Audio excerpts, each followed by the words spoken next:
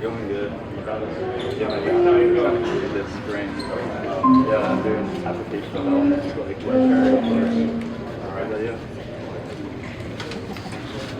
Oh, nice. Very cool, dude. Yeah. Hello. Ready one.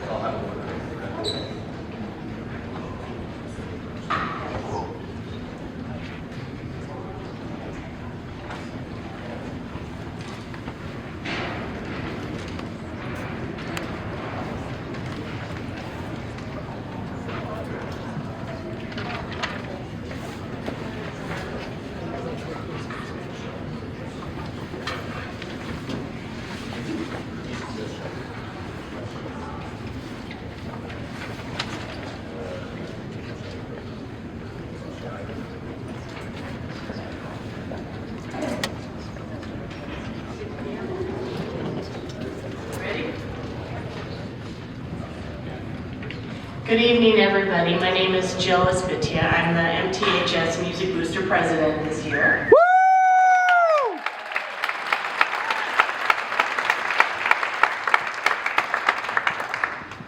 And I want to thank you all for being here to show support of the music program and mostly Darren Fall. It just means a lot to us.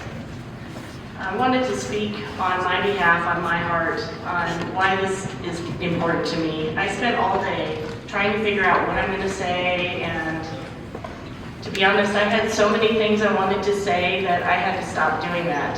So I'm just going to speak a little bit on my own experience, and then we'll get things started, if that's okay. I'll move this away a little bit, it's really loud. So my son is a senior. He's with the jazz band, he's a jazz drummer. And in 2018 was when kind of our whole venture here started in the summer. We had the jazz camp that was going on every week, and he was really excited to get going in this program because Darren had such a great reputation for what he did for the music and the musicians that came here. So he was really dedicated to be here every week and wanted to be here so bad.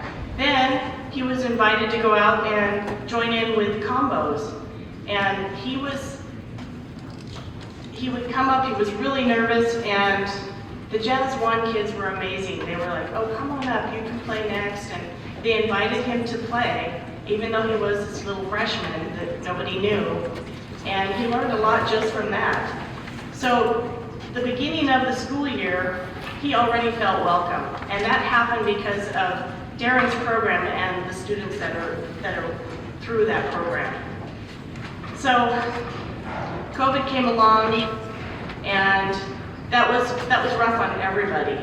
You felt isolated, you felt like you didn't want to be around, you just, unmotivated, and it wasn't fun for the kids to be online trying to talk to people they didn't know and all that. But believe me, the band classes every day was the highlight for my son. He had his video on, he was ready to talk to everybody, he was excited.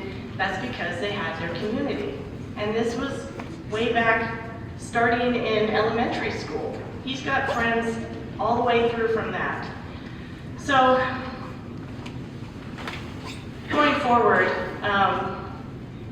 we were able to go and start building our program again last year. We were selected to play at a Hot Java Cool Jazz at the Paramount, and at the culmination of our performance, we got a standing ovation. Talk about performance of your life, right? So that was a really cool experience, and that again came because of all the dedication and time that Darren put in. Back then, you had to audition to get your position, and we were selected most of the time. This year came with a few more disappointments. We didn't make it to Hot Java Cool Jazz. We didn't make it to Essentially Ellington. But what we did do is we recuperated very quickly because Darren spent day after day in the classroom talking heart to heart with the kids, giving them as much grace and heart that he could. And they came back, and recently in March, they almost did a sweep of the Newport Jazz Festival. So, yeah.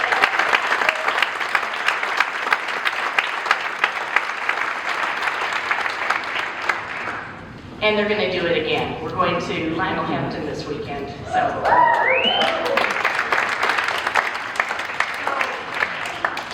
that's just one aspect of it. That's the wins. That's the things. That's the skill that Darren teaches these kids. He builds them into these amazing musicians. Some of our kids that play in their combos and go out and do different things, they're better than some of the professionals I've heard. So it's amazing what he can create. And I don't know what magic it is, but it happens. He puts everything he has into this program.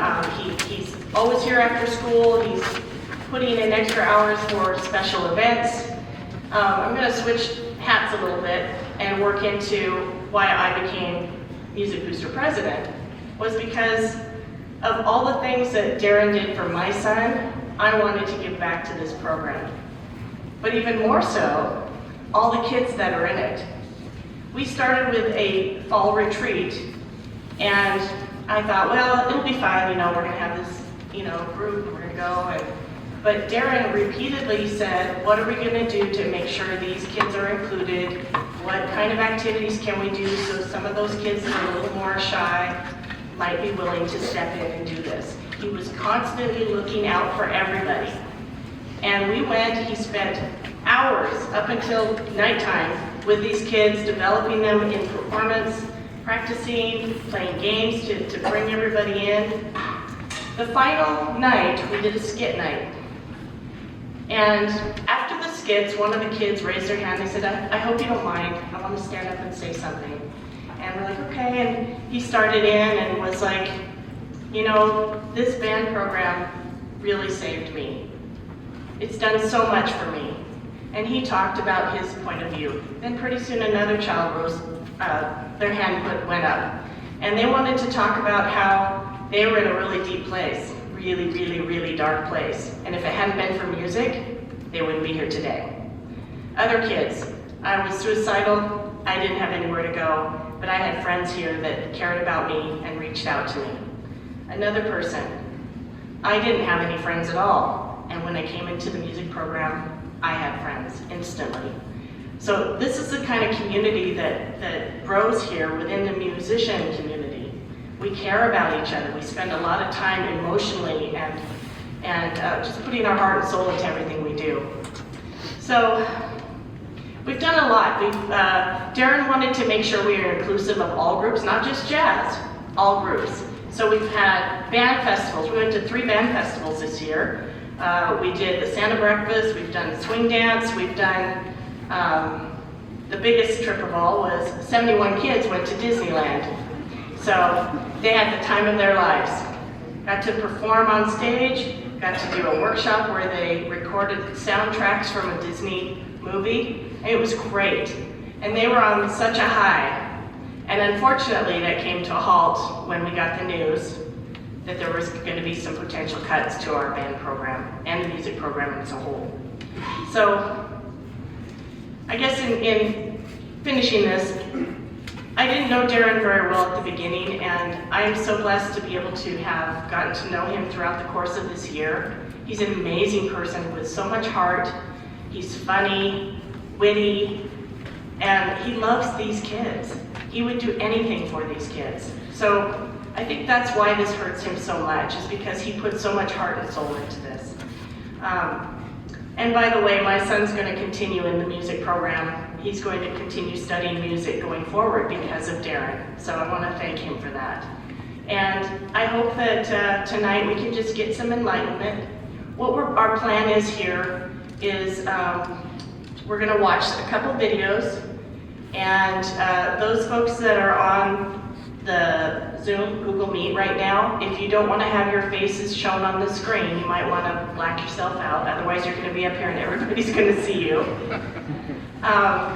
And later, we're going to have Greg stand up. But first, we're going to have the opportunity for those of you who wanted to speak tonight to get up and talk. So anyhow, thank you for being here. We're going to go ahead and start with some of the folks that wanted to send in videos of support.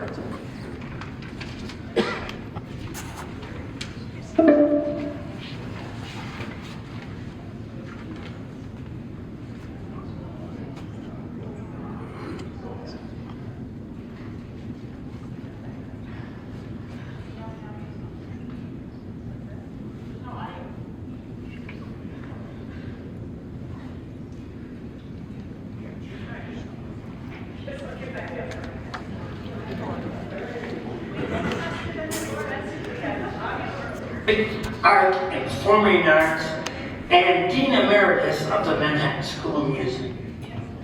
This is my concerned justification for teaching music and arts education program.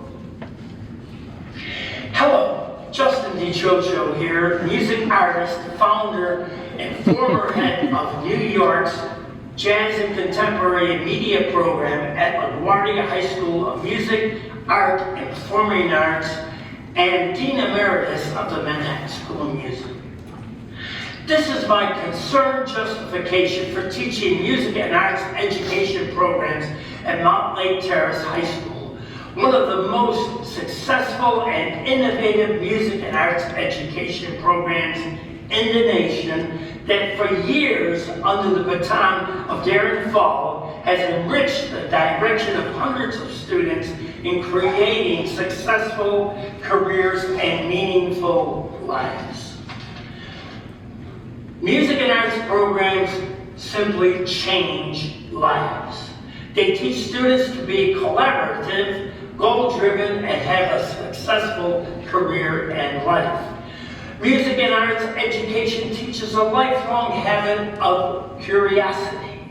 It provides students with a deep enrichment of all aspects and enjoyment of human expression that are not commercial, blockbuster, or money-making, and how to develop a sense of value that is beyond material gain, beyond wealth, fame, and power.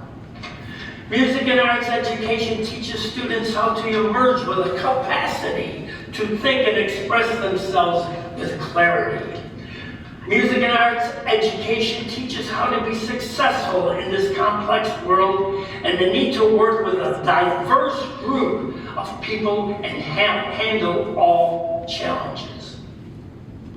How to move intellectually within an array of views. It teaches skills of interpretation and inquiry. And how to distinguish truth from fiction with the ability to understand the other side even when you may not share it. Music and art teaches students to have an independent capacity to ask questions and evaluate answers. In the end, music and arts programs are about the way one connects to their lives, both as private individuals and as citizens. Thank you.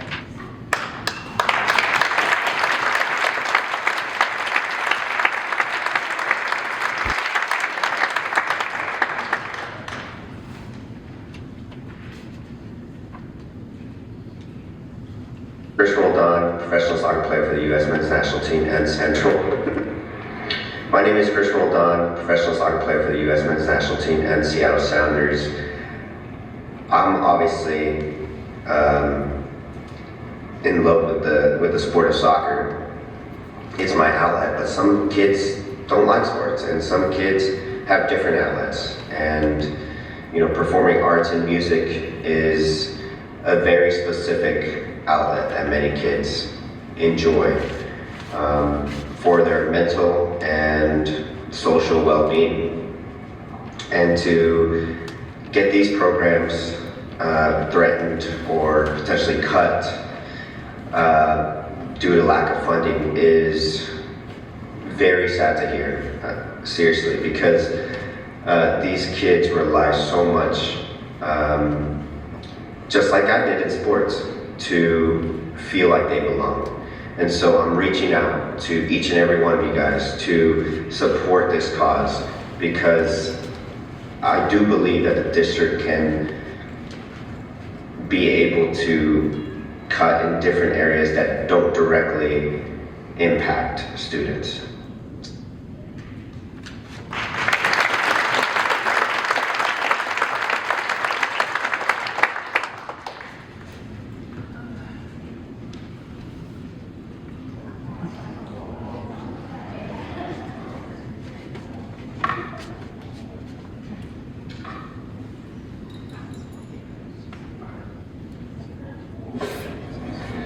Hello, my name is Vizzutti.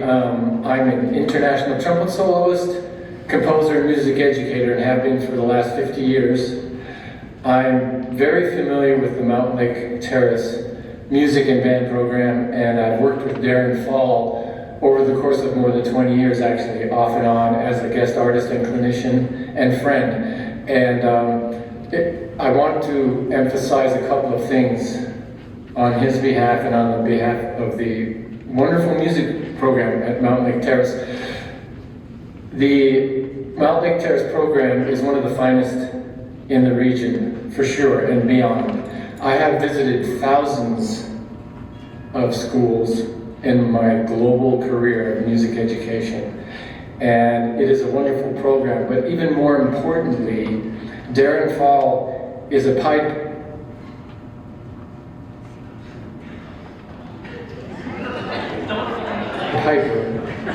bringing in students to a situation that is completely healthy in terms of development, communication, learning, society, creative thinking, all of those things that make music incredibly important.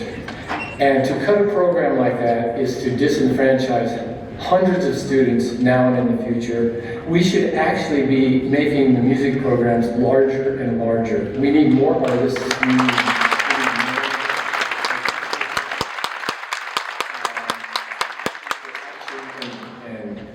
action and development.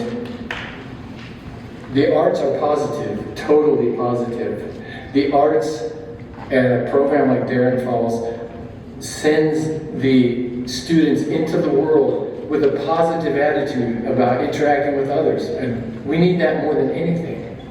The nuts and bolts of playing music are physically and mentally completely some of the best therapies and healthy actions in the world. And the notion to cut that department is shameful. It is despicable, actually. So I almost beg you to reconsider cutting any programs like that, especially ones that have been nurtured and grown by someone like Darren Fall, who is really a fantastic educator, whose students love him. If you talk to any band parent, they will agree with me. If you talk to any band teacher in the area, they will agree with me. Well, it's not self-serving. It's proven science that what Darren Fall does on a daily basis, and it can be a grind, extra hours, sports bands, lots of extra time compared to other teacher schedules. Music should be part of STEM, and it should be called arts, and that word should be STEAM. So, arts program, band program, or music program. I would happily come and play for free. In fact, it's a great joy to join the students and play music for you and let you feel the love and the warmth that comes from a program like Darren Falls. Thank you for listening.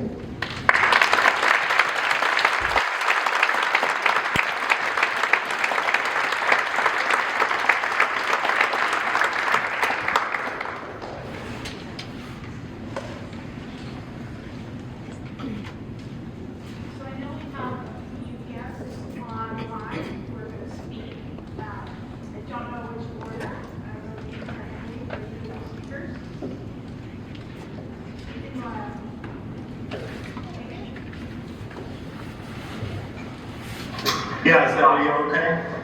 Yep. Great. So hi Principal Schellenberg and everyone at home. My name is Nathan Irby and I'm the class of 2006. And I sent you a letter of support of the band program last week. I want to thank you for taking the time to meet with all of us and to explain some of the financial constraints you've been dealing with, as well as you be here to hear our side of things. While I covered a lot of my thoughts and concerns in my previous letter, I'm here to chime in and offer some additional perspective as both an alum of the program and as a professional music educator. You'll have to forgive me if my words are a bit jumbled. I'm a graduate student and it's currently the week before finals here in Ohio. And I'm also going to be reading from something I wrote beforehand, because if I try to wing it, I feel like I could truly talk about the impact that Darren and Terrace have had on my life for hours. So I'm going to go ahead and read this letter that I wrote. The music education I received at Mountlake Terrace from Darren Fall was a remarkable one. Mr. Fall created opportunities for my classmates and me that truly changed all of us as people and as musicians. I think that sometimes when members of the community, including the non-music students that I attended MTHS with, don't truly understand the magnitude of things that go on inside the performing arts program. The exception of the student newspaper at Terrace, no other program got even remotely close to the high caliber, real-world experiences my classmates and I had with Darren. I wanted to list some of the highlights of my time as a member of the MTHS band. I know that every former student who's there in person and listening on the call had similar experiences, but I think it's important for me to list these experiences because we're trying to advocate for our program for people who didn't necessarily grow up in it the same way we did. So for a lot of you, these are going to be things that you're familiar with. But during my time in the band, I had the opportunity to travel to New York twice, perform at several festivals throughout Europe, and perform as a guest band at the Mountlake Jazz Festival in the Bay Area. I had the opportunity to perform at local jazz festivals, community events, retirement homes, and Seattle's best jazz clubs. I had the opportunity to perform at Starbucks Hot Java Cool Jazz, an event, by the way, where Darren's band has been featured more often than all but 2 other schools in the area. I had the opportunity to perform and rehearse with some of the biggest names in jazz at both a local and national level, including Wynton Marsalis and Randy Brecker, and there are too many musicians to list here. I need to point out that all of these are experiences I had before I even became a legal adult. Experiences that some collegiate and professional musicians never had the chance to accomplish. And I accomplished these before I was 18 because of Darren. Well, these are landmark memories that had a profound impact on my personal life and career. They aren't the things that I think about most when I think about my time with Mr. Fall and my bandmates. What I remember most is the level of instruction I received, the tenacity, kindness, and tough love from Mr. Fall, and the bond I made with the other students in the band. The fact that I walked into the band room 5 days a week for 4 years and received daily instruction from one of the preeminent jazz educators in the country still blows my mind. Did you know that Darren was the featured master educator at Jazz at Lincoln Center's Band Director Academy just a few short years ago? That means that 1, Wynton and the crew at Lincoln Center believe that what he does is of high value, and 2, there are other educators from all over the country who gather to learn how Mr. Fall teaches things and how he does things at Mountlake Terrace. He is a national leader in his field who just happens to be teaching at Mountlake Terrace. He has made a commitment to a school that has put what he has to offer up on the chopping block multiple times, but continues to come in every day, provides world-class instruction, and I don't say that lightly, and works to improve the lives and knowledge of the students. There's no doubt in my mind that many other opportunities have presented themselves, and he's turned them away out of a sense of loyalty to the MTHS band family. I know that this talk is about the band program and the cuts, but I would be remiss if I didn't talk about how Mr. Fall has changed my life on a personal level, and I really do consider him my family. I remember when Hans was born, and I remember the whole band here when Darren had to run out to the hospital. I remember that some of the upperclassmen in the band wrote Hans a theme song. I doubt that Darren remembers this, but he pulled me aside once and told me to get my act together when I attempted to ghost one of my first girlfriends and told me to break up with her like a decent human being.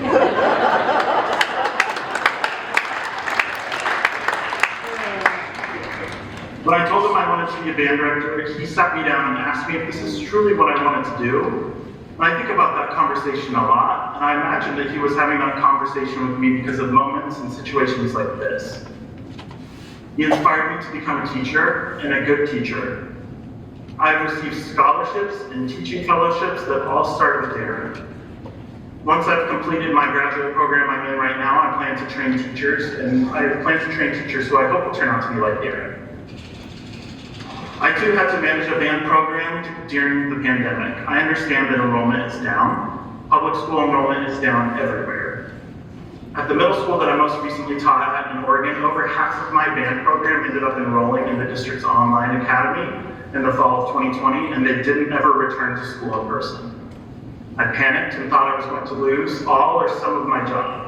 But you know what happened? My principal and my district decided that they were all in on music and committed to no cuts due to enrollment for essentially 5 years.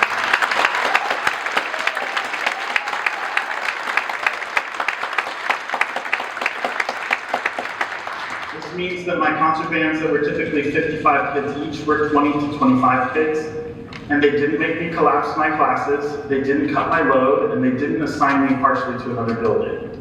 They trusted me to do what I was trained to do, to teach music and recruit. It's time for you to trust Darren to do the same.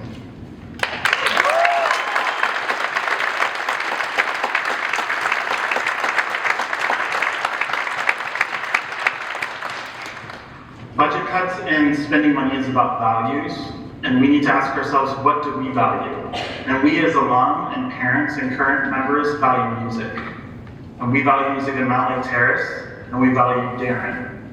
Don't cut from his program, support him at a level that will help him return the program to the level that it has been at for over 20 years. Thank you.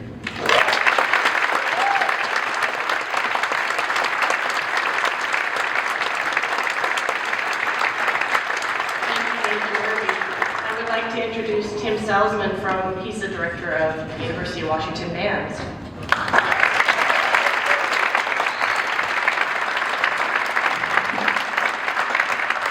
Yeah, sorry about the early entrance. I'm usually pretty good at cues, but my name is Tim Salzman, as she said, and for the past 36 years I've served as professor of music and director of the University of Washington's concert band program, a division of the School of Music that consists of 4 ensembles that enroll 300 students from majors all across campus.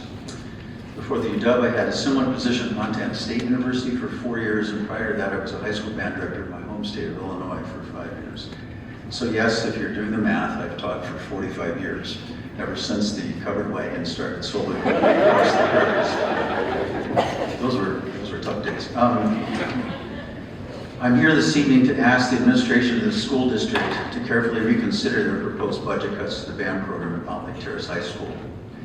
I could speak at length about the negative effect on student learning that these types of decisions have, as there are numerous peer-reviewed studies, books, and articles in scholarly journals that document the enormous benefits of instrumental music instruction relative to students' brain development, mathematical learning, literacy, language, motor skills, memory, increased SAT scores, sense of community and responsibility. The list goes on, and it's all a click away. But my purpose here is to express my belief that this situation, this school, this band program is unique, that its reputation is illustrious and has brought renown to the school and community that is as unusual as it is hard-earned. Clearly, this decision will have far-reaching consequences that will do much to diminish Mountlake Terrace High School's entire educational environment, not just music. My connection here goes beyond the obvious. Yes, Darren Fall is a former student of mine, a fine trumpet player who played in the University of Washington Wind Ensemble under my direction for a few years. His son, who's here now, does the same. During his time as a student, and this was a long time ago, I still vividly remember the questions, the curiosity, the beyond-the-topic inquiries that he always seemed to have. Initially, to be brutally honest, I thought he was annoying. But I quickly saw that he was on track to accomplish the extraordinary. He challenged me, as a professor, to think beyond the box, to see the bigger picture, something that he's obviously carried into his decades of work here at Mountlake Terrace. The list of accomplishments is long, we've heard about them, and some of those achievements are not simply local or regional in nature, they're national, and include being invited to the Essential Ellington Jazz Festival 9 times, an amazing accomplishment by anyone's measure, and Darren is not a jazz trumpet player. You understand this. He learned all this since he came here. That's extraordinary. I hope you can all kind of take that in. It's like learning to speak a new language. It's amazing. A few years after Darren came to Mountlake Terrace, he asked me to come and work with his concert band in the summer for a week, a sort of day music camp. I said yes, having no idea that the initial summer would ultimately extend to 8 years of summer workshops. And honestly, of all the remarkable student musical achievement during those summers, the strongest memory I have, and this is true, is of Darren sitting there with a notepad and pen, taking copious notes while I was teaching. Again, the curiosity, the drive to do better, to provide the richest experience possible for the students in his charge. It was remarkable to me. I visited a lot of band rooms. Band directors will go in the office and drink coffee while I'm working. Not Darren. I'm telling you, as someone who has traveled and taught in nearly every state in the United States and internationally 40 times, including 36 trips to Asia, Darren is as uniquely gifted, amazingly patient, and ultimately caring a teacher as I have known. To say that Mountlake Terrace is lucky to have him just doesn't cut it. It doesn't come close to describing what you have been blessed to have here. Relative to the situation at hand, I'm offering advice. Instead of administrative cuts, I'd like to encourage administrative patience, something we've all had to learn educationally, given our collective experiences during a global pandemic. During the early stages of the crisis, it became immediately scientifically apparent and publicly very well known that the virus was spread as an aerosol and that singing and playing wind instruments could lead to rapid transmission. As a result, live music making was obviously taboo for wind players, and young students often chose string playing over wind playing, presumably with the encouragement of their parents. This is completely understandable. But for those band kids, cut off from playing together, the will to continue was severely compromised. Music is meant to be made in community, and young and older band students often lost the sense of excitement that comes from musical corporate accomplishment. I've learned that 2 of the band classes that are up for elimination have low enrollments based on district expectation. For the record, nearly every school across the country is struggling with instrumental music enrollment due to the pandemic. But in every case that I know of, there's very definitely an obvious enrollment uptick on the horizon, and that is the case at Mountlake Terrace, as middle school music band enrollment is already up by 30 students for next year. That enrollment trend is forecast to continue, creating a potential situation at the high school level where students might not have access to meaningful opportunities to play. Let me explain. It's so important for the school to have a tiered system of ensembles, which it currently has, but won't next year, so that students can play in an ensemble that suits both their experience and skill level, where there's a palpable sense of accomplishment that is easily obtained, giving it sort of a more level playing field. The administration obviously doesn't expect AP Calculus students to be in the same class with Algebra 1 students studying the same course material, and the varsity basketball team most likely isn't forced to play games with both varsity and JV players in the starting 5. Both of those situations are educationally non-viable, as the progress of both the top-tier performers and the bottom-tier performers is blunted and frustrating for everyone involved. I want to go off script for a minute. I'm going to try to do this in a minute. When you're old, you ramble. Pre-pandemic, I was visiting China a lot, 12 times. I could talk about it for a long time, but I want to cut to the chase. One of the universities that hired me there to be a visiting scholar, I've been there 6 times, is Tsinghua University in Beijing. Tsinghua is they call themselves China's Harvard, but it's more like China's MIT. Tsinghua has 9 million applications every year for 3,000 freshman spots. I'm pretty sure it's the most selective university in the world, and it's all population driven, as we know, 1.4 billion people in the country. At Tsinghua, music is not an option as a major, nor is dance or art or drama or anything else, but the university believes so strongly in an arts experience for these future engineers, computer scientists, etc., that they built a performing arts center that you literally have to see to believe it. Makes Benaroya look like a dump. I'm not kidding. It's the best concert hall I've ever conducted in my life. And they established clubs for all the students. A band club, there's 3-tiered bands, a symphony orchestra, a Chinese orchestra, opera. They have a group that does rock band, they do Western musicals, they do like West Side Story, it's crazy. And because why? The Chinese government believes that arts education makes you a much more creative and much more fluid and much more brilliant computer scientist and engineer and contributor to society. Concert halls are going.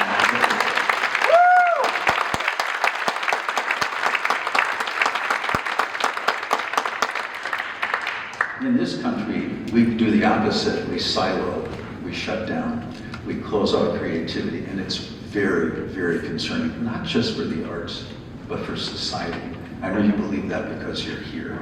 Just want to finish with a quote. One of my favorite quotes, John Quincy Adams. I'm kind of a history geek. I love John Quincy Adams. I have to study politics and war so that my sons can study mathematics, commerce, and agriculture, so that their sons can study poetry, painting, and music.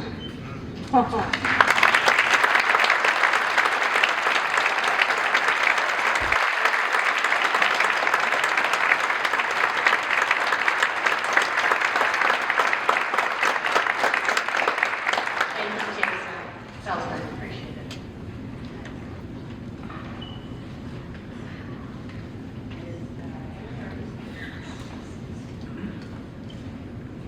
Do we have anybody else on the line that's going to speak?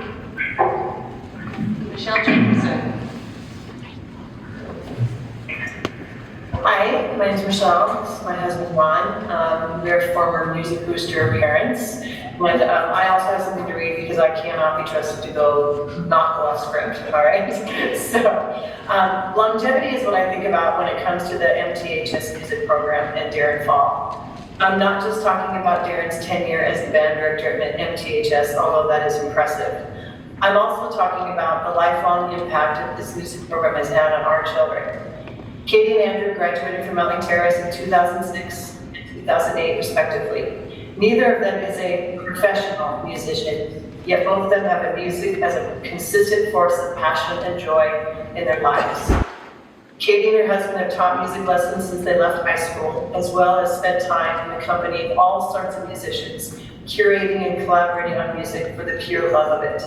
They currently own a coffee shop in Brooklyn and regularly host artistic events in that space. Fine arts, music, comedy, etc.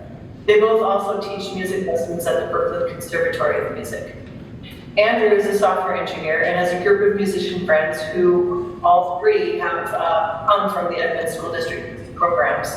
They get together regularly to write and play music.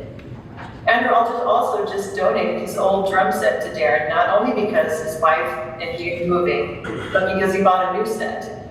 He is invested in his career path, even though it probably won't go any further than his basement. Finally, Ron and I have multiple framed posters on our walls commemorating Katie and Andrew's musical experiences at MTHS, trips to New York City, performances at Hot Job Cool Jazz. These are just some of the most cherished memories of our family. This is what I mean by longevity. But if these folks say stories about my family, no one can do, that's some hard data. Dr. Salzman already sort of alluded to this. A 2019 study done by the American Psychiatric Association about academic success for students who participated in high school music programs found, and I quote, high schoolers take music course equally better on exam than science, English. They go on. The children who learned a musical instrument for multiple years and went on to play in high school band or orchestra were on average the equivalent of one academic year ahead of their peers in English, math, and science. I am an educator. I taught in the Edmond School District for over 20 years and now teach pre-service teachers at Central Washington University. One of my courses is a required course for all music education majors, and I can say from my past 6 years of teaching music students at Central that they are some of the strongest students, in our preparation program. Lilia Sanders, who is a music education student and currently taking my education course at Central, was in the MTHS band program, and she sent me this email. Mr. Fall taught me so much about motivation and keeping my goals set straight, and he gave me even more reason to want to be on my current path of becoming a music educator. The MTHS music program was such a great place to find myself, and I want others to be able to experience that too. That is longevity. So my question then is this: why would we take away something that actually improves student academic achievement? Thanks.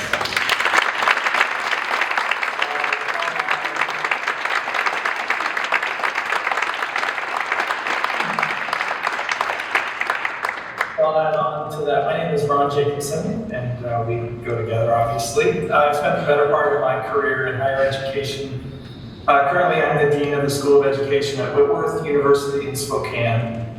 We prepare teachers, principals, school counselors, behavior analysts, therapists, and nonprofit leaders in programs that reach around the globe. I'm intimately aware and involved in the current budget situation impacting the field of education, largely due to the past 3 years of COVID, and also caused by what we call in higher education the pending enrollment cliff. At Whitworth, like at all other universities and colleges right now, we are reviewing every program and every course, looking for savings, enabling us to weather the current budget storm. But we are not, at this point, considering cutting music or the arts. Why?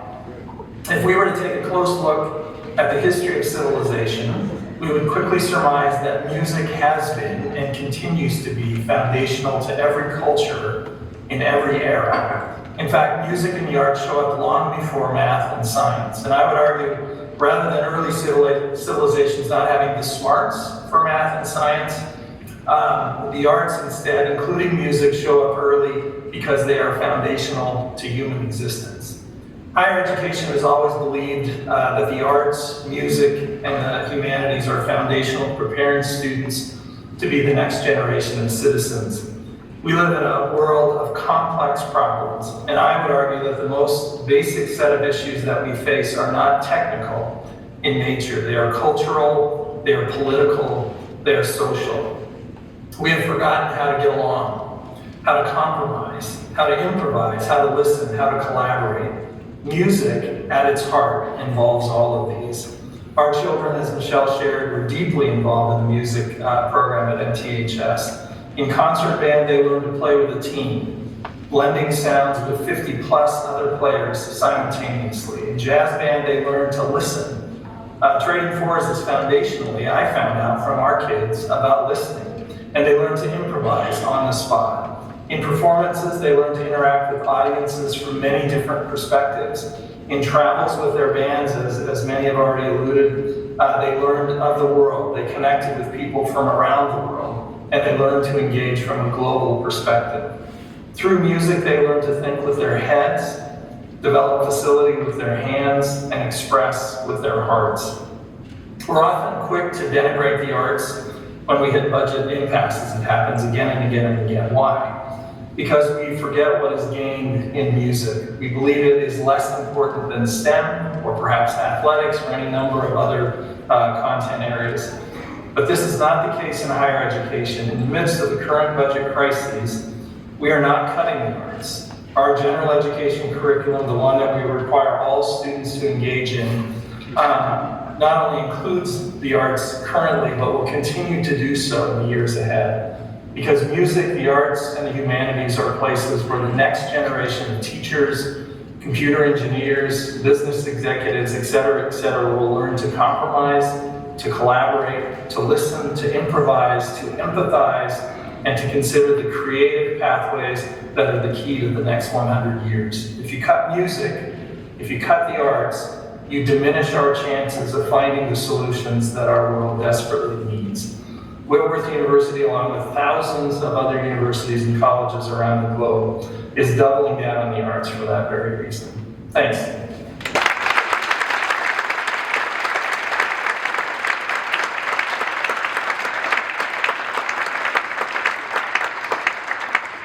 Thank you so much, Michele and Ron. I'd like to see if Scott Brown would be willing to come up and speak. Scott Brown here? Yep.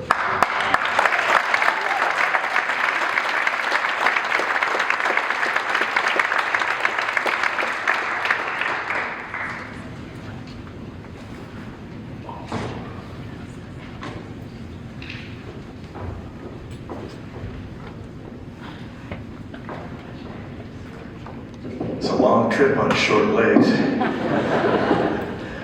My name is Scott Brown. I'm the recently retired band director of 38 years at Roosevelt High School, and this it really kind of cuts me to the core. I can't go off script because I don't have a script.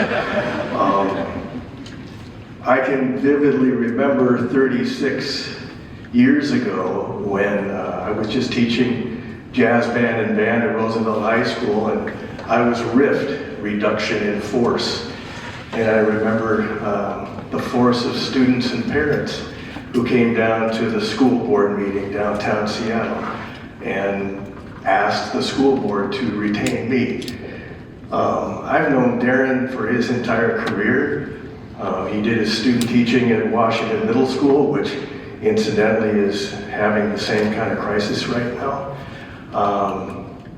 It is so rare for someone to have the kind of high expectations and expertise throughout an entire band program. It's not, it's easy for districts and even for band directors to hang their hat on, we went to essentially Ellington multiple times, we played in hot Java cool jazz. Those things are great. I always try to emphasize with our kids that, it's not about how many plastic trophies you bring home. It's about how much did you care for one another, and how did your involvement in the arts and in music, how did it transform you as a human being and transform your life and your future? Darren has, his wind ensembles are phenomenal.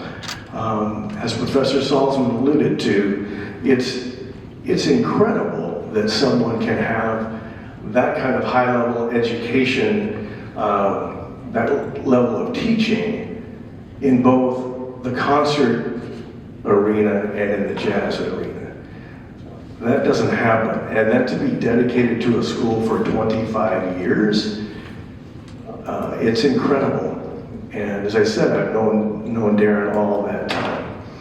I remember he and I would either be texting or on the phone with one another, throwing our hands in the air during the pandemic, trying to teach online to screens where all we saw, like our freshman class, was a bunch of initials like inside of little circles. And so in my teaching space, I grabbed a piece of notebook paper and I wrote SB and I put a circle around it and I put it up on the wall behind me as a way of hopefully encouraging kids to maybe turn those cameras on. But what we were most concerned about is those kids' mental health, their ability to stay connected with each other, with their peers, and with adults in their lives. And Darren he cares so much about giving grace to his students and showing patience and caring.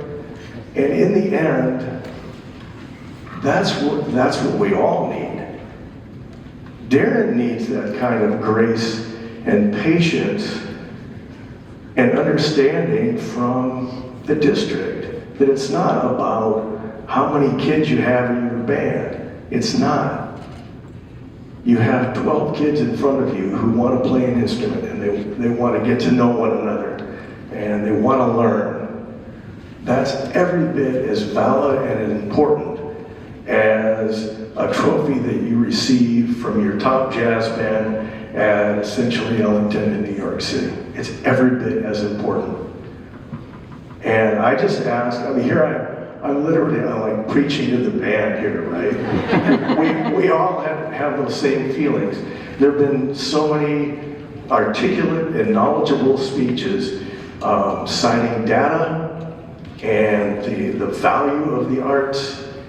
It's all true.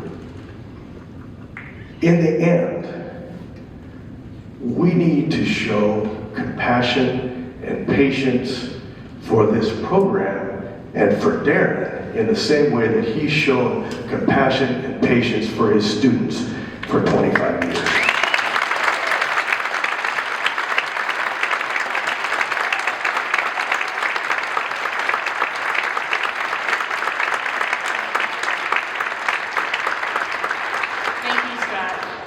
I was just thinking while he was talking that this is Darren's 25th year here, and it's a shame that we can't be celebrating and having these guys doing a roast for him, but instead we're fighting for his career. So, two more speakers, and then I'd like to invite our principal to get up. He's been sitting here a long time. We have Dan Rowe. Dan Rowe.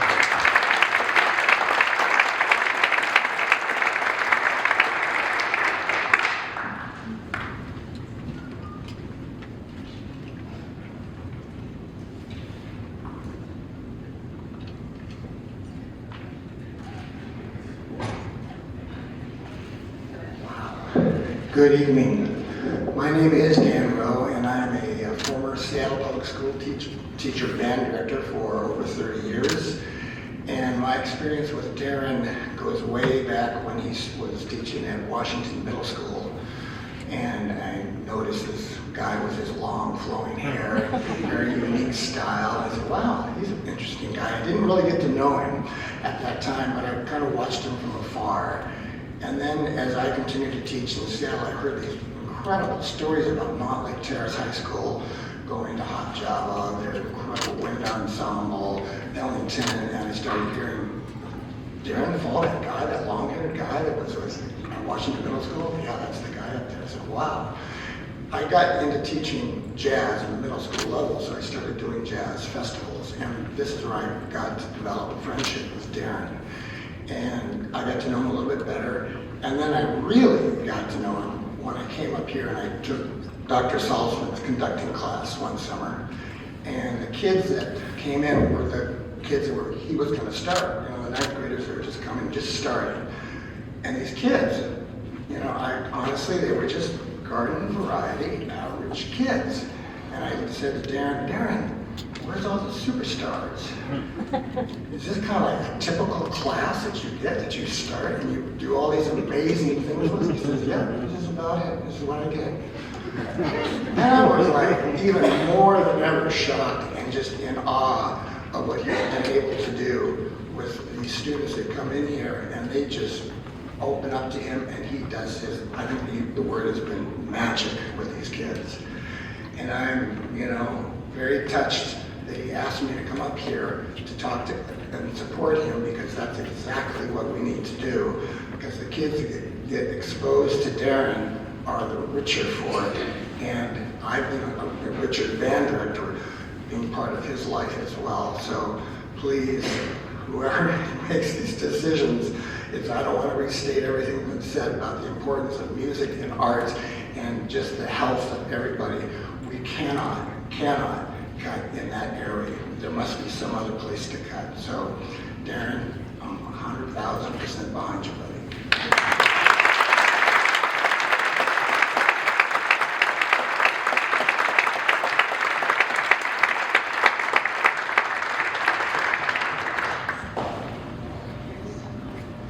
Is Darren around? We need help opening up our computer. There's always a little bit of humor that goes with anytime you're around Darren, so nothing new. Take a little pause. Steve Korn's going to be up next. We'll wait.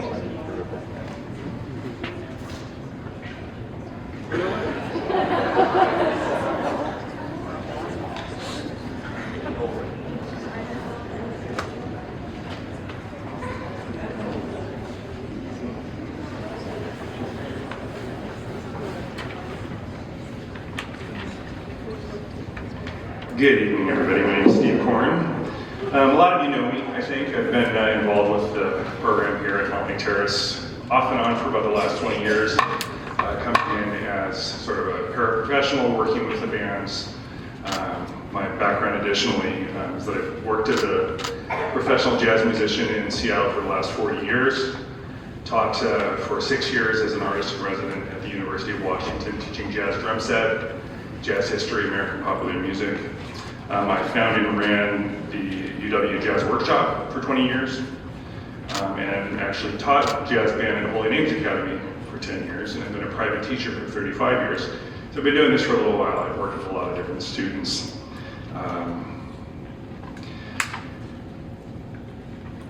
This morning, I was here working with students, and we were talking about this, right? We were talking about what we're talking about tonight, and realized that maybe there's kind of a silver lining in this, and I think that is that we have a moment to actually stop and reflect upon what's really important to us, and to maybe have a little bit of gratitude for what it is that we do, what it is that a program like this provides for us, what an extraordinary teacher like Darren Fall does, and how he facilitates and is a conduit to these students. And, you know, over the course of the day, it just got me thinking more and more. I want to take a second and have you all just imagine a world where we didn't have artists or creators, right? You just look around this hall, that people designed this, right? Placed the lights, the shape, the way the sound would move through this hall. Think about driving in your car with no radio to turn on and listen to music, just the sound of the wind blowing past your windshield. The design of your car, the clothes you're wearing, the internet. Imagine if it was all text, no pictures, no sounds. You know, we all came out of this pandemic, and ironically, what is the thing that got us through the pandemic? Art. We all got on Netflix, you know, and we entertained ourselves, and that gave us, you know, if it was a sense of connection with one another, because we could say, oh, did you watch this? It's all great. And we could connect with a person we haven't seen in person for 2 years because we had some common shared experience. Imagine a world without artists, without people creating things. We take them so for granted. And I'm not just talking about music, I'm talking about arts in all forms, because it's not uncommon for a person who's a musician to do visual arts as well, to become an architect, to become an engineer, to design computer code. All of this takes creativity and imagination. But artists aren't just born. They're created, they're developed, they're nurtured. And it takes people like Darren to create the opportunity when they walk into the room to be surrounded by a community that cares for them and embraces them, by a philosophy that what they do matters, that they have a voice, that, and I think this is the most profound thing, we're standing here in a hall of art and expression. If it wasn't for the theater program, if it wasn't for the music program, if it wasn't for those elements within this school, this hall probably wouldn't be here, right? And you've all been and watched a concert on this stage before, I'm sure. Imagine that moment. Just the precise moment before the first note is played. It's silent.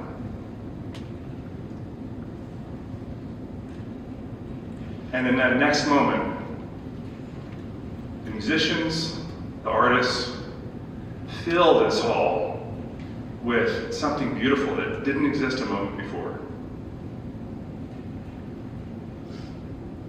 And then it floats away. It's ephemeral. But we're all the richer for it. It expresses our culture. It expresses our history. I've learned so much about history through music. I've learned so much about culture. I used to believe that music existed in a vacuum, right? And I remember walking in to teach American popular music at the University of Washington in front of 700 students, and asking, what kind of music do you like to listen to, and singling students out. And I realized that wow, you know, this is not an accident that this person, coming from their family, from their history, from their experience, learned to love the music that they love. And there were different stories all around the room. There's a little more music. Some creative person thought of that. Dum, and they all just mean something, right? But it doesn't live in a vacuum. It's every waking moment of our life is affected by the arts in some way, whether we realize it or not. And I really encourage you to spend a little time reflecting on that. And how important it is that, again, we have opportunities, we create opportunities to create artists, to give people a voice, especially those who, you know, may be sort of on the fringes socially in our schools, that very quietly can come in and play their instrument and get a lot of joy from that, and eventually find a voice through their instrument where maybe they're too shy to be out in the hall and, you know, have a lot of friends and be on the football team or do those things. Those things are all great, but it's not for everyone. I've learned a lot about music. I've learned a lot about myself through music. Problem solving. You know, I've learned that, wow, I'm having a really hard time playing this on the drum set. Well, what if I break it down to its simple parts, learn that, and add something, go slowly, put it back together. You know what? I've learned that any problem I face in my life, I use that same method, and it somehow works. It's taught me to be coachable, to learn to receive criticism and guidance. It's so easy to feel attacked. Oh, I did it wrong, I'm a failure, you know, whatever kind of reactions we might have, to go, okay, this is just constructive. This person's trying to help me get further down the road. It's not about me. It's just about my art and trying to be better. It's taught me to think critically, to have vision, and to trust that my opinion matters, and that I can think critically about, do I like this piece of music? Do I not like this piece of music? Why is it? You know, what is it about this that connects with me or doesn't? All of these things I carry into my daily life. And like I said, I've been coming to Mountlake Terrace High School for a long time. I've known Darren for a long time. He's an absolutely fantastic director and a fantastic person. I don't have to come. I always tell the kids at the beginning of the year when I meet new students that come in, I said, I don't have to do this. I don't have to come 2 days a week and work with the jazz band. I'm not hurting for money or anything like that where I need to come and do this. I do it because I really enjoy it. I really enjoy working with the students. And I really enjoy working with Darren. And I know that this is an environment where all of the things I just talked about matter and are demonstrated and embodied by this guy. He's created this program that's truly extraordinary. And he's done it largely by himself. You know, he's the pillar that holds up the ceiling of that program. And he's smart enough to, I think it was, maybe it was Tim that was saying it, his curiosity, going out, he wants to learn something, he goes out and he learns it. He's not sure how to do something, he finds someone and brings them in and shares that with the students. And like Tim said, is sitting there taking notes and then comes and asks you questions about it later. He has just an insatiable curiosity, and it's all entirely in the service of his program and his students. And I can't respect someone more for that, because it would be so easy after 25 years to just go on autopilot. I've never seen this guy go on autopilot once. Every day matters to this guy.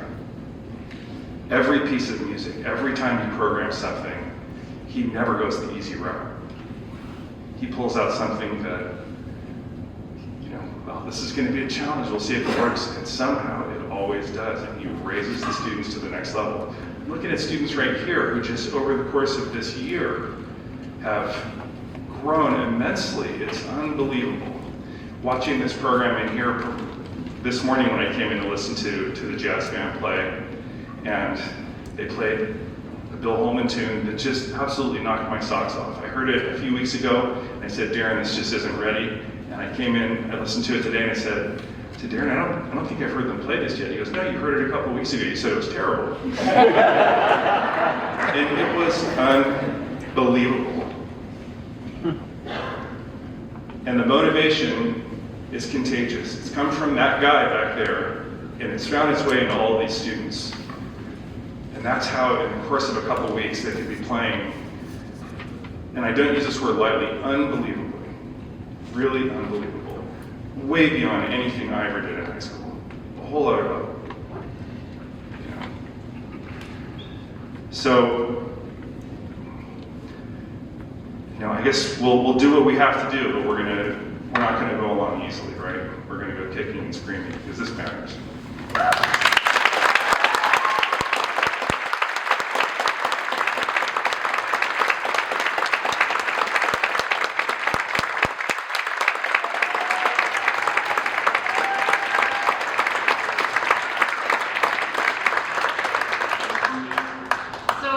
To open up the floor for our principal, Mr. Schellenberg, to come up and explain what's going on. We'll open up the floor if there's questions needed, and let's be nice.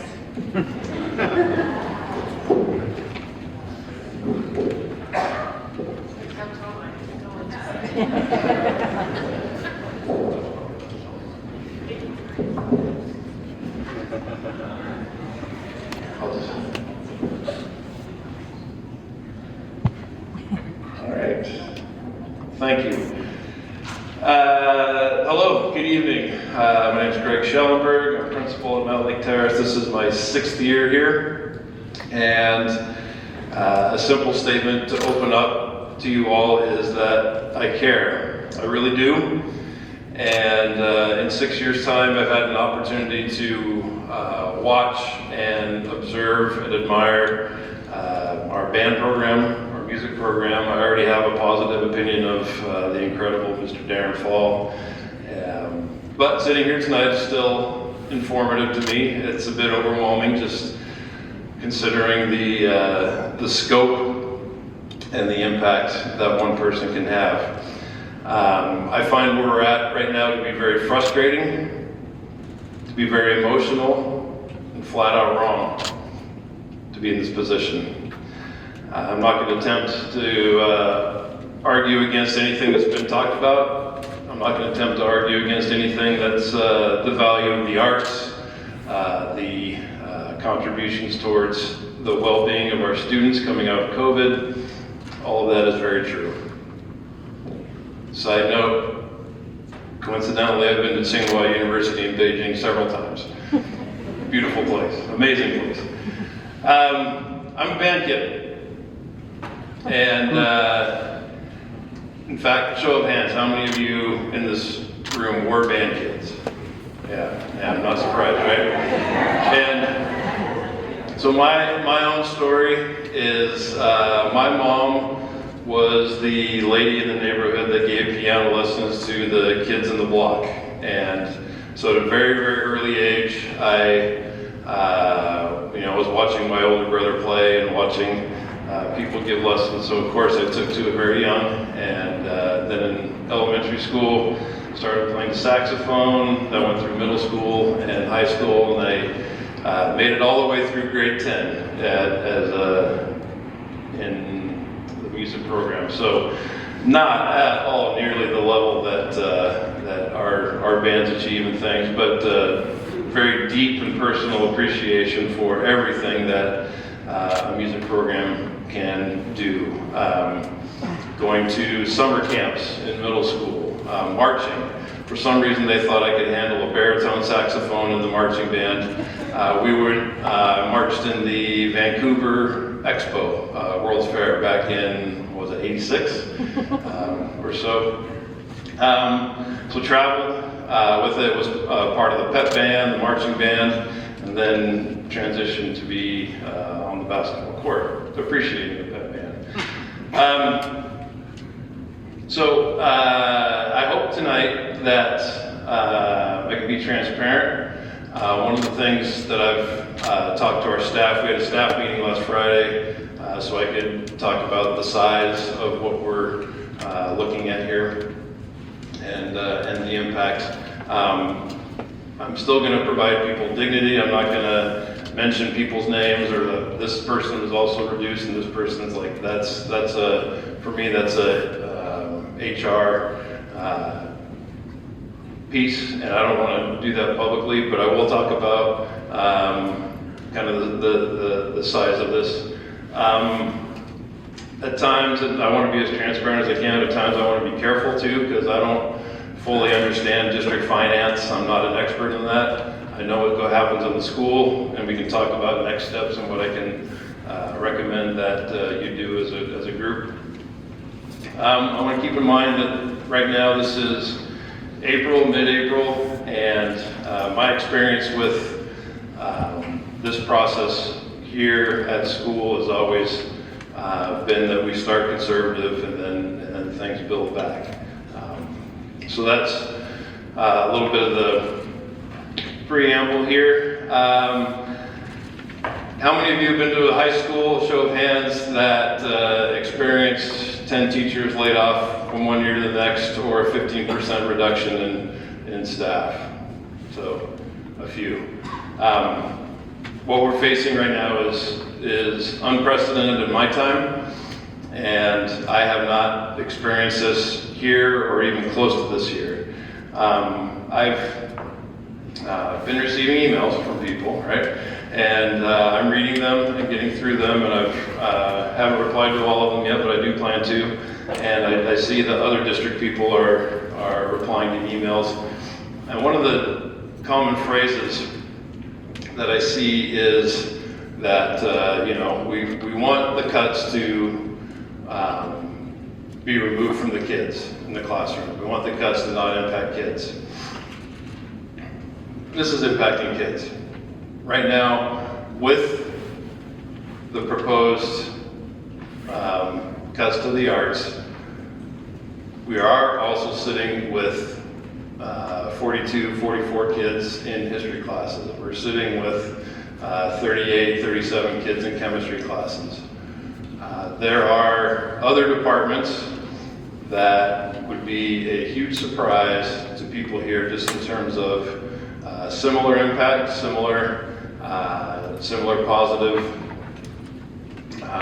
contributions to a school, and with the longevity that's going on. And I know it would be a big surprise that this is happening. I don't see this night, I don't see us as adversaries. I don't want to see us as, don't cut the arts, I have to cut the arts. I don't want to argue that way. The problem is that this is big enough that it's impacted programs that haven't been impacted in decades here. And that's what's wrong, and that's what's really emotional and difficult to swallow for that. So I thought what I would do before I get questions is just kind of, from the principal's chair, how does this whole process work and how do we get to this point? Does that work? Okay. So probably could have prepared a slide. In short, the way this works is we want to set up our school to meet the interests and the demand from students through registration. And so back in February and into March, we asked the students what they're going to be signing up for. We get our 9th, 10th, 11th graders to register for the classes, and then about a week later we get our 8th graders, next year's 9th graders, to register for classes. Then we have, once that's complete, we have a picture of how many kids signed up for which classes are likely to run, how many sections of each class we're going to be likely to run, and then sadly which classes are not going to be able to run. Following that, we are looking at the projections from the district. So Edmonds School District will do an enrollment estimate, and then that transitions into an allocation of teachers that we can then apply to the layout that we have through our registration. And in my 6 years here, every year, they don't add up, right? We need this many teachers to be able to run these classes, and we always end up with a little bit less than that. And so this then goes into a surplus process to say, in science, I need to run 8.2 teachers worth of science classes. I've been allocated 7.6, so we need to surplus a teacher. And then what's happened is, over time, from this point in April till maybe mid-May, oftentimes some of that FTE comes back. Maybe it was a conservative estimate and they're hanging on to some, and then they slowly give it out as they can trust numbers more and more. FTE, thank you. Full-time employed. So a teacher like Darren, I saw Vince here earlier tonight. So a full-time employed teacher is worth a 1.0, and a full-time teacher teaches 5 classes. So each year-long class then is a 0.2 of a full-time teacher. Thank you. So at this point, once I've had that puzzle, I need to turn in a staffing plan. That's usually right around spring break. And that staffing plan is, given what you've given me for an allocation, here's what we need to do to be able to make that work here. And like I articulated before, this year the staffing plan was not tenable, was not able to do even close to what we need to do given our allocation and our registration numbers. So I just printed off, this is what I was sharing with staff last week. So right now we have 8.5 teacher FTE. That's not 8.5 teachers, but that's the equivalent of 8.5 teachers worth of FTE is being surplused. We have surplus in office personnel, our general fund paraeducators, our intervention coordinator, our career and technical education para hours. We have loss of positions in school security, health room tech, social work, a lot of the supports, key things to make the school run smoother, safer, and to help intervene. We were hearing about mental health care for kids and the benefit of the arts. A number of those additional mental health supports are either being reduced or are going to be eliminated. So that's not putting a positive spin on anything, but I do want to share the transparency and the reality of this. And so then back to the plan, I submit my staffing plan to the district, and then it goes to HR, and there's HR processes to determine seniority and things for the surplus process. For this group, for this audience, I would say that right now, my staffing plan rests with the district, and if there is any additional teacher funding that comes back, it's going to be prescribed. They're going to say, all right, you get 0.4 of a teacher in science, and it's going to be for biology and chemistry, and then I'm obligated to use it for that. So it's going to take the district to say, we have 0.4 for choir, 0.4 for band, or whatever that may be.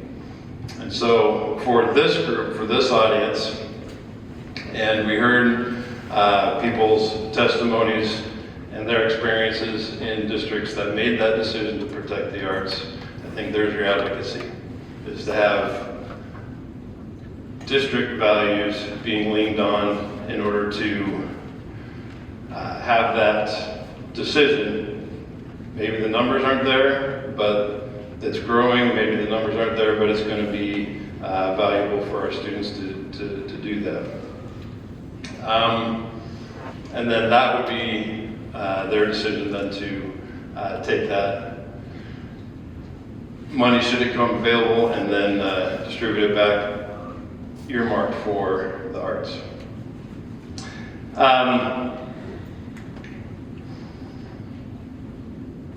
Yeah, I don't think there's a healthy way to do this. Not healthy. I don't think there's a positive spin on this. I don't see that this can be done as a school, as a principal with the entire school view, as it is right now. This has to change. And again, I would argue for you, I would encourage your argument to be that not only just protecting the arts, but gosh dang it, this can't be this bad that even the arts are getting impacted.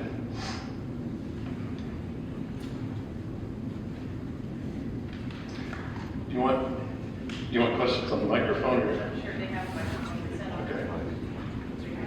Okay. Yeah, so I can answer some questions. I think if I wanted to summarize myself, I would say that, again, I'm a product of the arts. I am a supporter of the arts. I understand the value of the arts, and the situation that we're in right now is pretty dire. My name is Birgit Aegis. I'm from Germany originally and a Mountlake Terrace resident. I don't have kids in school here, but I've done budget and headcount reporting at Boeing, and who has the ultimate authority? Where does the decision lie? Would be my question, and I can help with budget and headcount reports if you need it.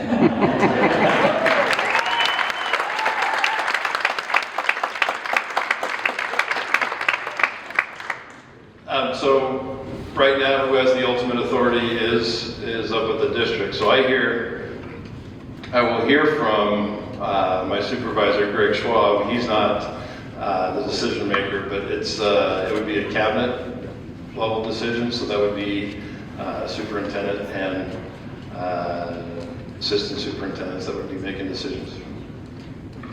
Hi. Hello. I'm wondering, is the .4 FTE that is being cut, is that being directed by the district? Are they requiring you to cut .4 FTE, or is that specifically a school-based decision that is predicated on enrollment? Great question. That decision is with me. That's a school-based decision based on enrollment. That is not directed for me. So to clarify, if different decisions were made at the school level for you to modify the master schedule that you have turned already to the district, the district would go along with what you had said, and they would not require you to cut any music classes at Terrace. That's correct. And so I'm confused then why you're saying it's a district, that it has to be a district decision. If what I'm hearing is that it's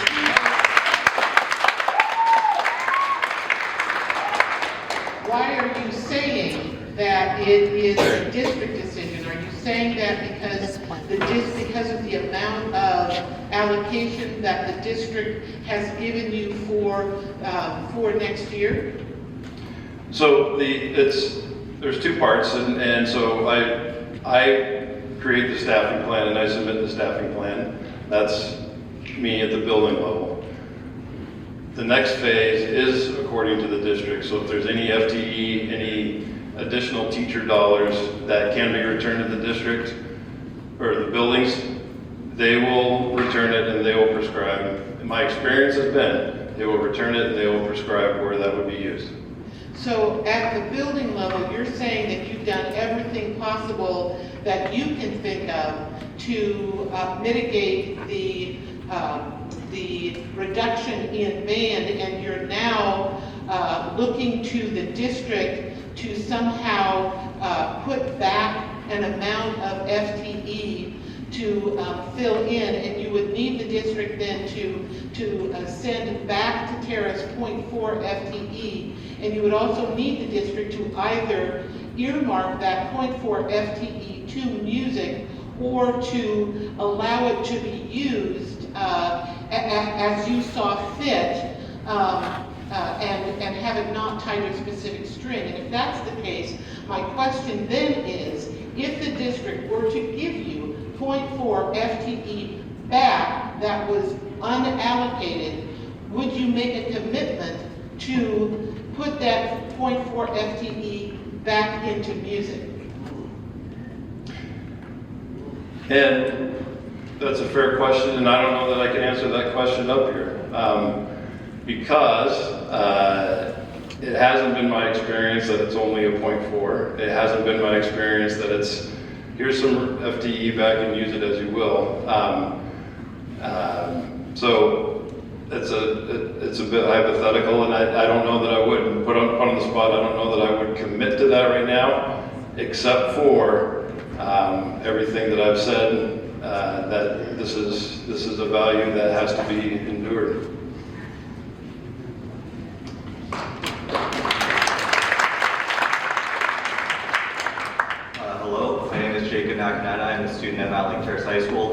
I'm not a music student, but I think what we do here is important. So I wanted to ask, can you quantify these FTE cuts for each department?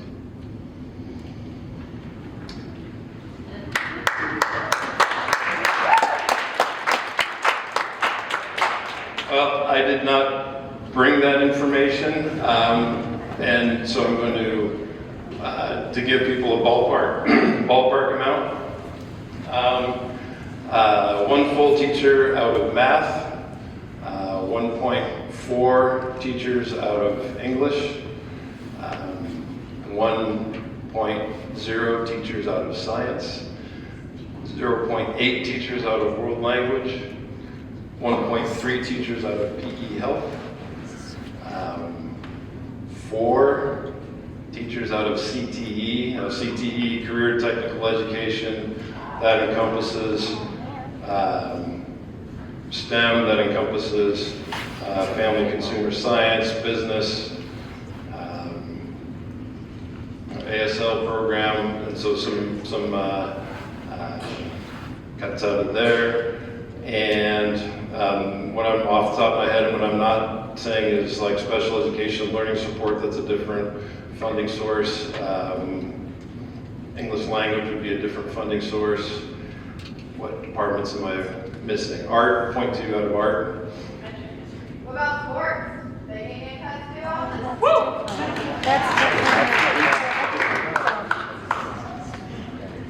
Different process? I don't know.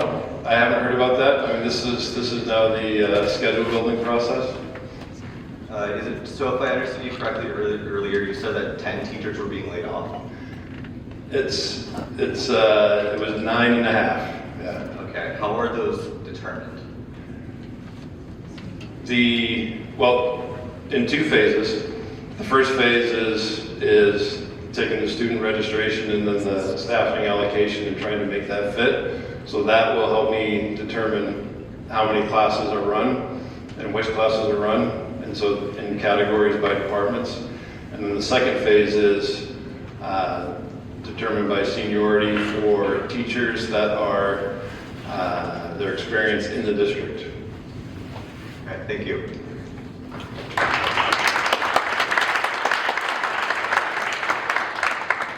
So on the subject of the actual budget, I want to ask about the Edmonds School District's choices and when they send FTEs back to you with specific things, where does that money come from? Because if they have it and if they usually in the past allocate it, what would be stopping them from allocating that money now? And I don't have any evidence that they're withholding or stockpiling, or I don't want to set that up, but that's what I suspect is happening. And usually, and I've been in so many Zooms and so many meetings where there's a real conservative effort to take a look, to adjust things, to tweak things, to if we cut this over here, if we move it that way, it's the creativity is alive, and so I don't have an answer for you for where that is, or if that is right now. And then the other part of your question? I wanted to just ask about if the Edmonds School District has a lot of that information available for us to see, so that when we're making a case, we're able to, prove that they have the capability and that therefore they should. Do you know where I could get a hold of that sort of information? The district's been pretty open about where they're at. They have, sorry about that, they have there's a website dedicated to that, and on that website there's a video of a presentation that they've done on the district budget, and they give some background on all the factors that go into it, building the district budget. I think one thing that we don't know right now is there's not a state budget, and so this is it.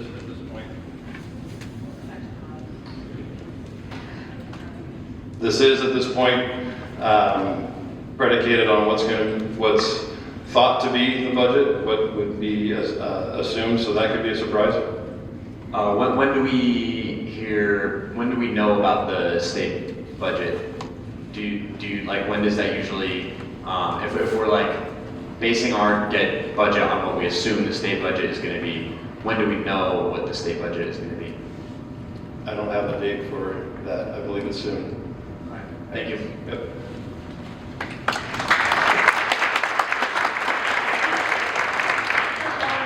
Go easy on me. I know. We've already talked a lot. We haven't even talked about this yet. I actually am going to Supervisor Schwab instead. No offense, please don't do that. I watched the 40-minute presentation on the MTE funding. None of that mentions anything about when we're going to get MTE back. It's a very long process of they go through the budget currently, and we're still at the marking point. By March 1st, we know that we lost $15 million in funding. 75% of that comes from the state, and from what I know from previous teachers, many of which have been here for multiple decades, they claim that we actually may not know the entirety of our funding until literally the beginning of the year. So that's kind of a worry. Although this is the first round of the cuts, this is definitely worse than 2019, and we've been losing enrollment since 2017. But most of that is in elementary schools and lower education, and obviously we saw a dip in the pandemic. So how are we going to make up for the fact that this year, the freshman class is bigger than all the other classes, and next year it's actually expected to be bigger, but our FTE student numbers dropped by 150. So we're looking at bigger class sizes, many of which teachers are concerned aren't even legal. So how are we going to address that in the fall if we're going to start seeing teachers who might leave the district or go on strike?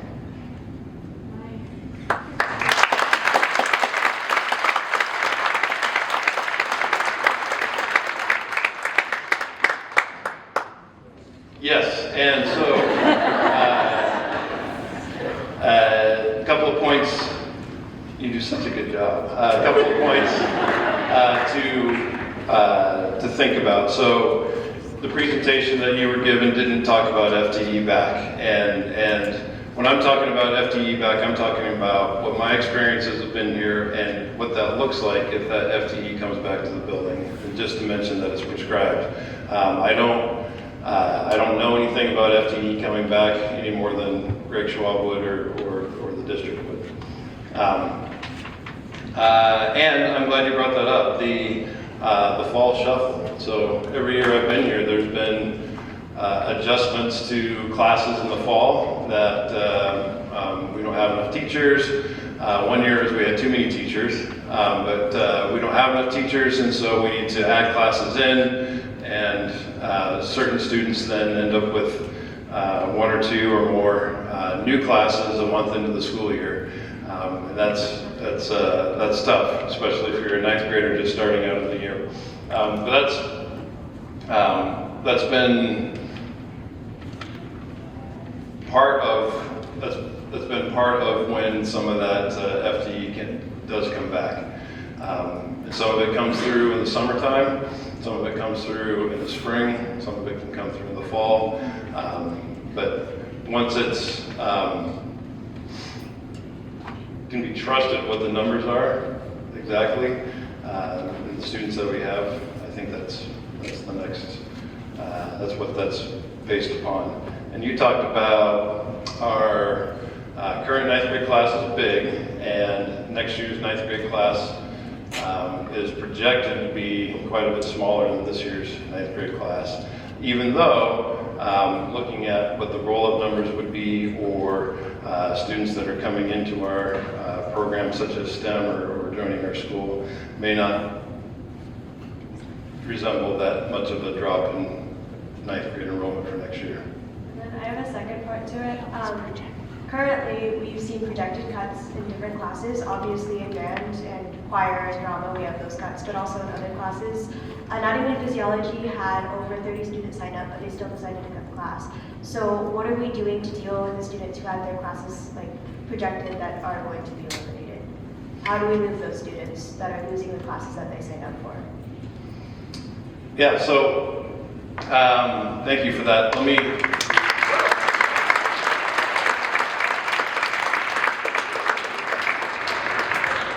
I can follow your question with a line of thinking here too. So we take student registration numbers, right? We apply them in. So what if we get 43 students that want to take AP Government? Completely hypothetical. This has nothing to do with next year's numbers. So 43, that's too many for one section. If you cut it in half, that's going to be a 22 and a 21. Those are small to run as alternate sections. So those are decisions to make. If the decision is we're just going to have one class and not everybody gets in, then there are students that would have to go back into the schedule elsewhere. Maybe a different AP class, maybe a regular civics class and things. And so those numbers that maybe already be large then are actually gaining students because of shortage in a class somewhere else. So there are some odd numbers of registrations that can be a challenge. Other registration factors is running start. Students can tell us that they're going to be in running start, but we don't know if they're going to be in running start for sure. And so we have students sign up for classes for next year. If it's your first year of running start, we want you to sign up for classes next year. And if you end up as a full-time running start student, we can take students out of classes much easier than we can put students into classes that are full in the fall. And so that, we may not know that about students until September. So that, just like budgeting, that's kind of a guess, and we can look at that historically to figure out about how many students would be doing running start and things. So thanks for the questions. Mr. Schellenberg, my name is Brian Ferris. I'm a parent of 2 graduates. Thanks for your time. I think I just want 2 pieces of advice. I'm guessing, based on your description, tomorrow's school board meeting is going to be exciting. There are going to be a lot of people making a lot of requests. So advice, if you have it, and it's okay if you don't, we can ask lots of people for this. One, if we wanted to keep both praise and shame on particular parts at the district level and at the state level, do you have any particular recommendations for individuals or groups that we should be focusing our positive or words of attention on? By the way, you're being recorded. I'm going to answer your question. Somewhat. At the district level, I feel that the district is doing what I'm doing at just a larger scale. Like there's only so much pie, and they're scrambling, and they're trying to make this work, and none of it's good. And I don't think that there's mismanagement. I don't think that there's bad intentions. I think that these are really good people that are working very hard to make an impossible situation work with as little impact as possible. That's my belief of the district. I think the real issue comes down to the funding model in the state is not adequate, and the lawsuit that was settled years ago with the McCleary lawsuit didn't fix things, and in some cases made it worse. And I think what I hear is that there's little appetite to reopen discussions about school funding.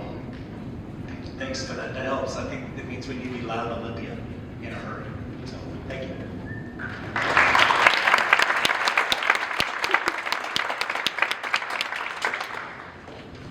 Good evening. My name is Tracy Reber. I'm a parent of a graduate of the program. So far tonight, nobody's talked about Mr. Paul's proposal to try and get some further enrollment in the music program. One of the major things that my son gained from this program was the opportunity to observe and learn from both good and bad leaders, the opportunity to practice leadership and grow in his own ability as a leader within music, and then taking that elsewhere in the high school, and he's now applying that in his career as a Coast Guard petty officer. The things that he gained from the music program in that regard are huge. And I have to say that I love Mr. Fall's proposal. I think if there's one fault in our music program is that it is too small. It is very elite in some respects, and I see this having the potential to reach a lot more students and spread the benefits abroad. But I've not heard any comment about this. Is this something that's kind of too little too late? Is it past the time that this is useful? Is this something you can go to bat for? Where does this fit in? Great question. So,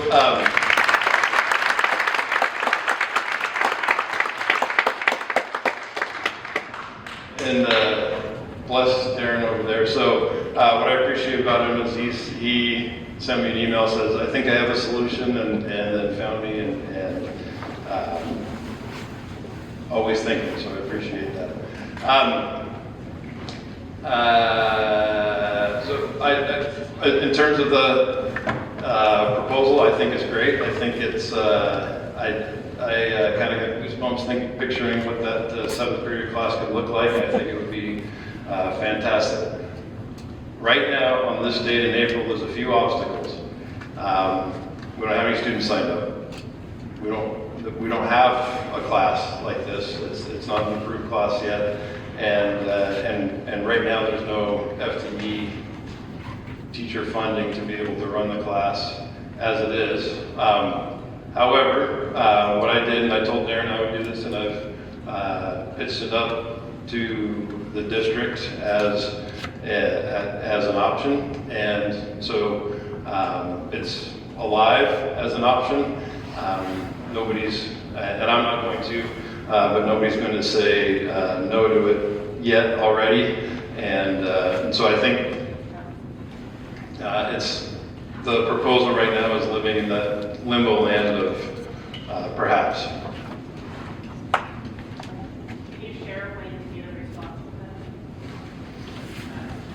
to Who is it that sent an email to say that we want it? Send emails to me. No, we're going to talk to them.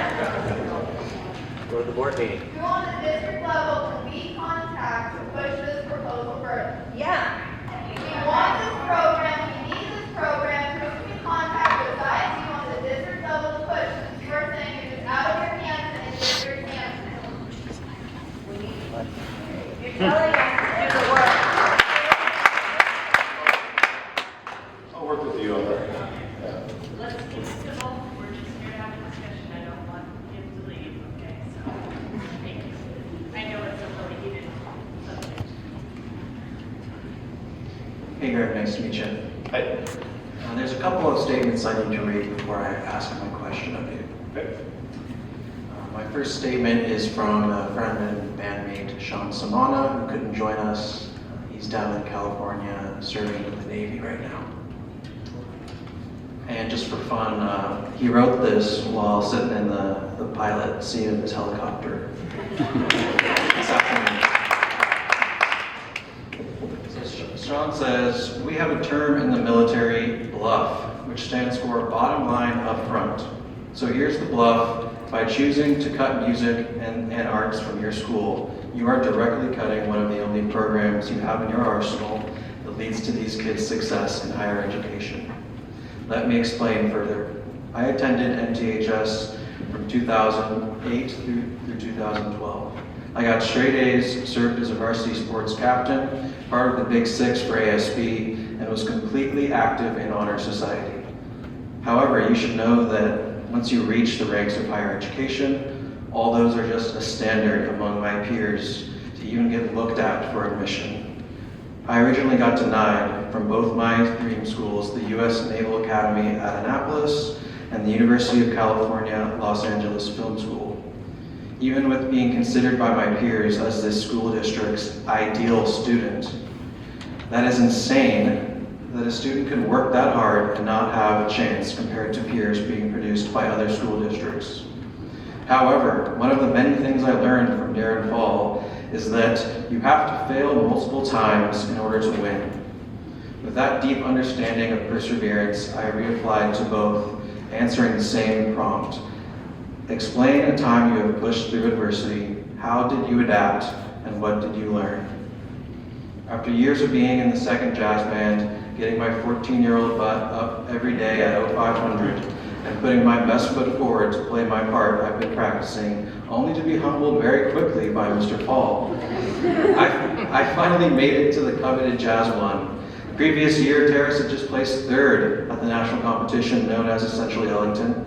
However, this was a brand new band filled almost entirely of underclassmen. We were a joke. I remember our very first public performance and how embarrassed we felt.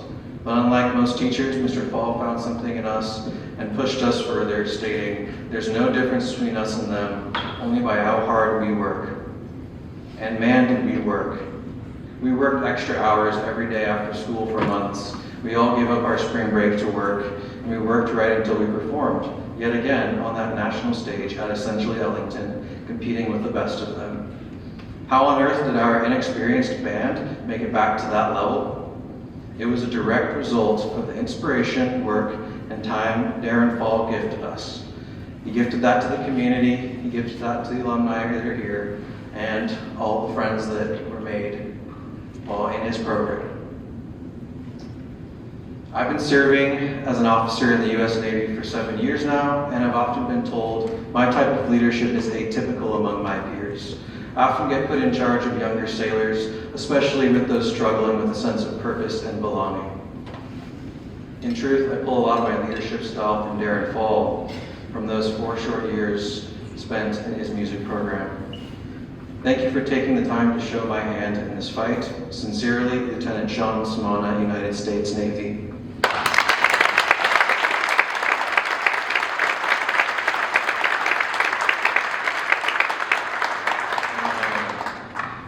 My name is Joe Clinch. I was one of Darren Fall's students from 2008 to 2012.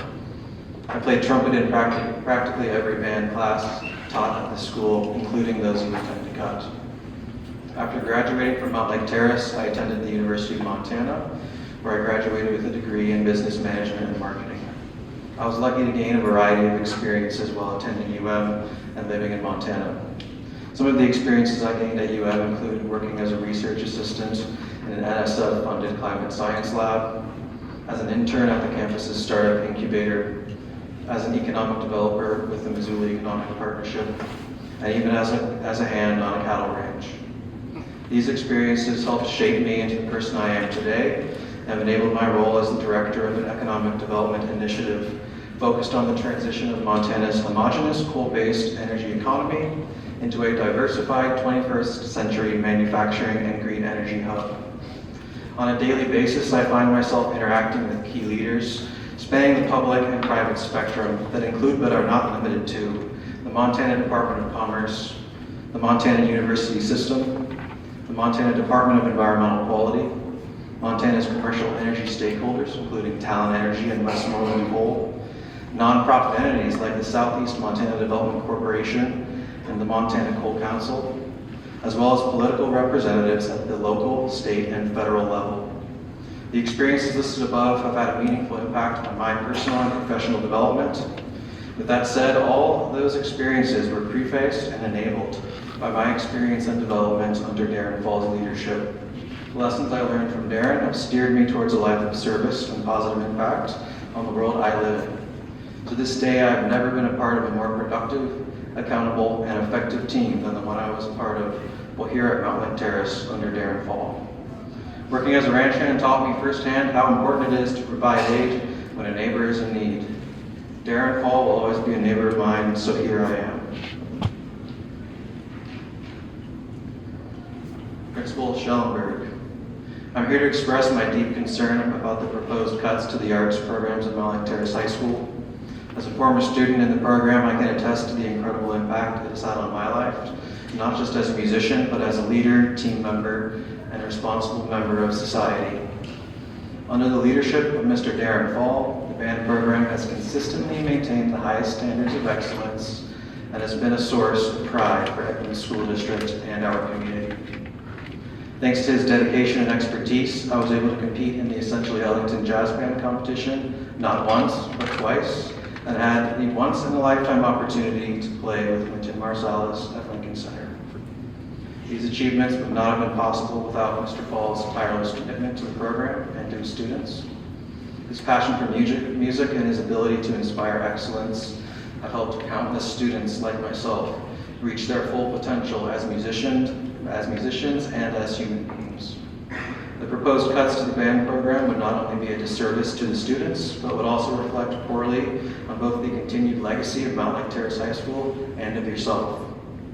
Darren has worked tirelessly to build this program into one of the best in the nation, and to see it dismantled in this way would be a grave injustice that could never be forgotten.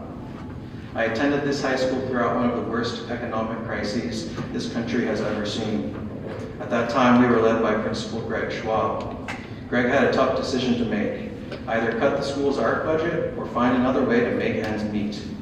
Greg made the wise decision to limit paper usage and encourage students to bring in a ream to help keep keystone programs like Mr. Falls from facing cuts. Because of this action, Greg is seen as a hero to the arts community at MTHS. Greg's understanding of the importance of the arts, not only for their own sake, but for the lessons it teaches those who pursue them, are in line with the core values of the Edmond School District. The band program is not just about playing music. It's about learning important life skills and discipline, hard work and teamwork. The lessons I learned in Mr. Fall's program have helped me in all areas of my life, from my academic pursuits to my professional career. I urge you to reconsider this decision and to support the band program at Mountlake Terrace High School. Please do not let the legacy of excellence that Mr. Fall has built over the years come to an end. Our community deserves to continue to have a music program that is second to none. In closing, and in consideration of the position we find ourselves in this evening, I would like to pass on a piece of wisdom to you that I picked up from Mr. Fall and found myself repeating to the younger members of the bands I played in while here. If you're not sure what to do, just listen. And with that, my question for you is, how do you intend to advocate for Darren, given all the input you've heard tonight? Because I know we can do better.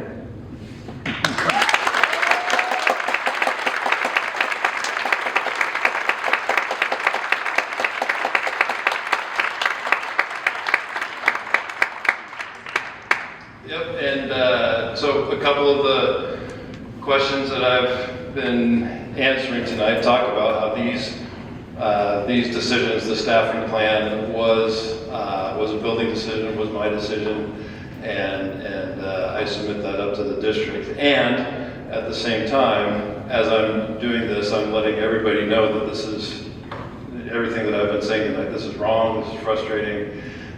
This is untenable. This has to be done differently. I'm already advocating to the people that are making decisions up there, and we'll commit to continue to be doing that for advocating, and not only for the arts. There's, like I mentioned, there's a lot of these actions that would be very, very surprising to people, and none of that's okay. So I appreciate that question, and I appreciate you sharing what you brought in from some of your colleagues. Thank you.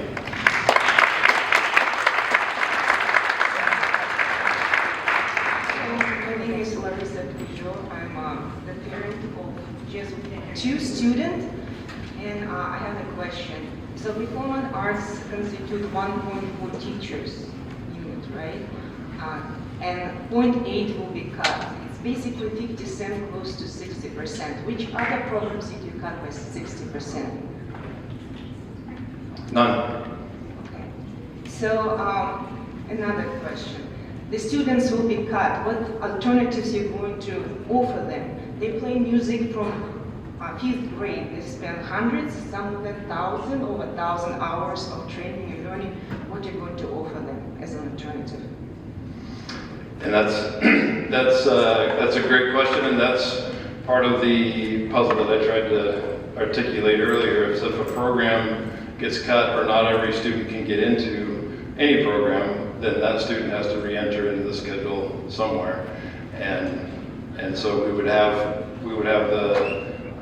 the courses that remain, and maybe those get adapted a little bit. Adapted to which classes? Sorry? I mean, are you going to put extra music classes to incorporate music students? What are you going to do with it? I mean, they spend years doing it. They cannot just quit. It's not one semester class. Like I don't know. I don't want to single out any classes. I mean, I can make pots for half the year and switch to photography. They spend years doing that. What are you going to offer them?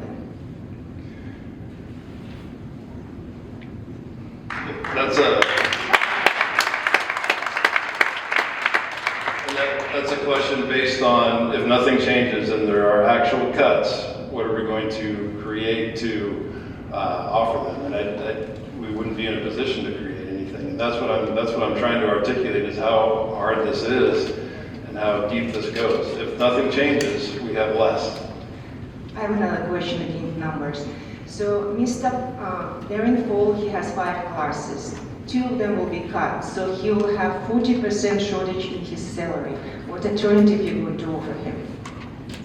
That's not the case because there's a HR process that they pick it up. Darren has some high seniority, so he would not be losing salary. But I mean, what alternative? What are you going to offer him? He's a music director. Right. So you're going to offer him music education? What are you going to offer him? You cannot offer him I think the only unrelated subjects to teach. Yeah, I think the only fair thing that I can say in front of a group of people talking about a staff member is that this gets taken care of at the district office. Okay, so if I'm working and I'm so successful and I put so much effort into the company and the company cuts my salary, like my effort by 40%, I will probably quit. Do you believe that Mr. Fall might leave and the whole music program collapse and there will be no performing arts in the school? And his salary is not being cut by 40%, but I'd be terrified of it. But his opportunities are reduced by 40%. What you're not considering is the resource scarcity that he represents, right? Like he's a Mount Rushmore teacher, but you're cutting his department by 60%. So you're not cutting the other one. If you reduce his opportunity, recruitment goes down, how does he refill the classes? You know, you see the basketball guy. It's like the Dave Lillard here, right? He's staying in the small market, he's keeping kids coming to the program, but you're kind of like turning him out to the street. I've articulated heavy cuts in just about every department that we have. Like this is the biggest one, right? percentage-wise, yeah. Yeah. But not the most in terms of. But it's in the verge of collapsing. I have, like my friends in elementary, middle school, one of them played piano, another played trumpet and piano, and they made the poster and they signed it and I wrote them today because they want to play this band. So if you cut this program, there will be no music. I mean, I don't know. It's not fair to me, it's very emotional, but how are you supposed to sustain so great music director if you guys doing such kind of things?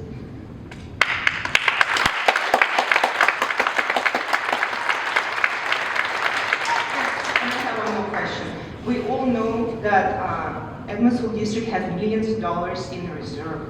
Did you ask them to delegate $120,000 to save the whole Mountlake Terrace Performing Arts program?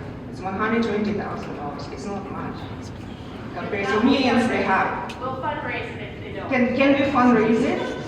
We'll, yeah. Maybe you want to raise the fees. I don't know. Tell us what to do. Thank you.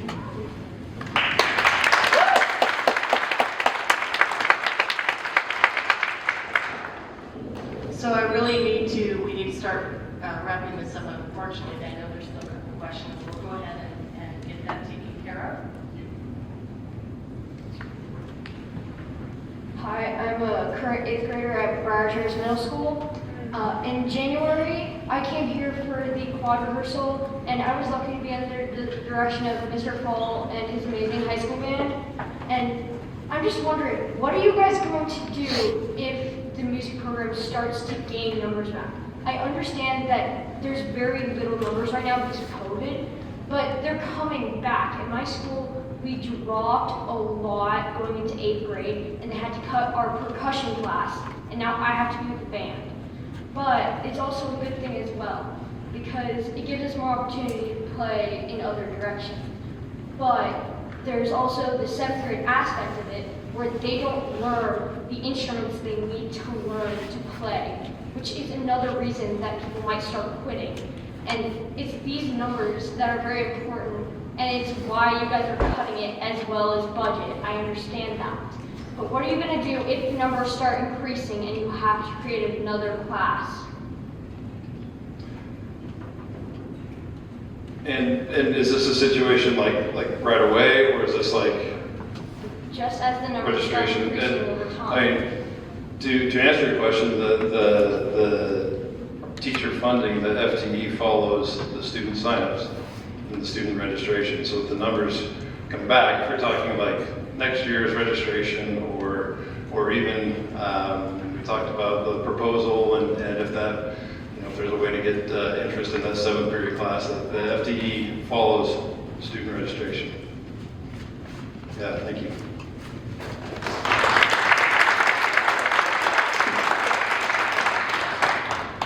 My name is Scott Swanberg. I graduated in 2011 under Darren Fall. I would like to point out that several of us who graduated are now music teachers ourselves.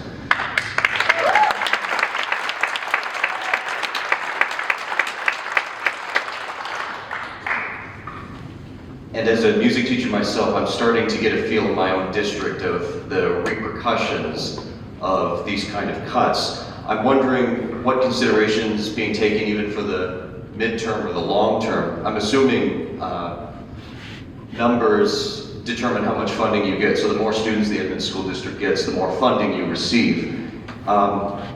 What considerations being taken for if students can't participate in the programs that they want or need, like band, or drama for that matter, or orchestra, or any of them? What considerations do you take into account if students start leaving and going somewhere else, and as a result creates this snowball effect where you start losing more and more and more funding? Yeah, you're not the first person to ask that question or to point that out, and that's a precarious cycle that could happen, right? If let's suppose it's wrestling, hypothetical, and kids come here for wrestling, and somebody makes a decision to we're not going to have a wrestling program anymore, and the kid says, well, I'm not going to go to that school, I'm going to go to a school that has wrestling. So that lowers the opportunity then to have numbers to be able to offer a wrestling program. Yep, that's fearful. What considerations how do I put this? How are you taking that into consideration as you propose these particular cuts?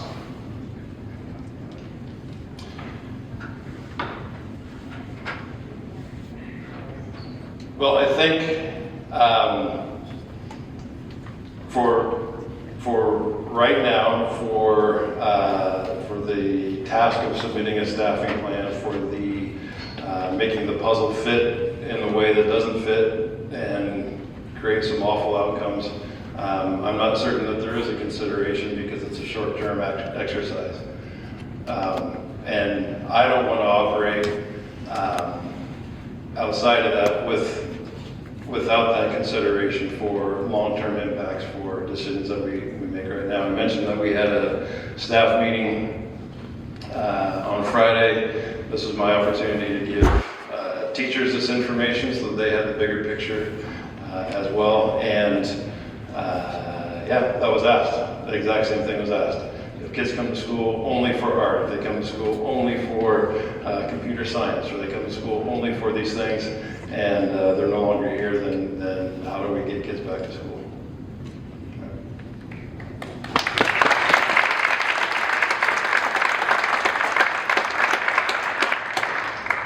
Did you have any statements you wanted to finish up with? It was asked, I made a note, it was asked, what do I recommend in terms of advocacy? And One of the things that I think would be important is that to use district language in your arguments. The school district has a strategic plan. That plan has 3 goals, goals 1, 2, and 3. Goal 3 is called the 3 E's. It's excellence, engagement, and equity. And we call that the belonging goal, and we want kids to belong. And it's a response to SEL, the social emotional learning, and just about everything that I've heard tonight in terms of kids getting through COVID, in terms of injecting into people's leadership that paid off down the road in the future.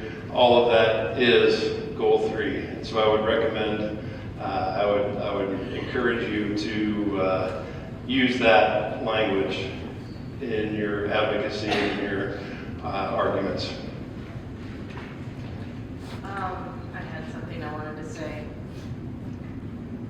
In closing, we are all telling you and asking you to please advocate for us as well, as much as you can. You should be going hard for this group because history classes are not a whole community.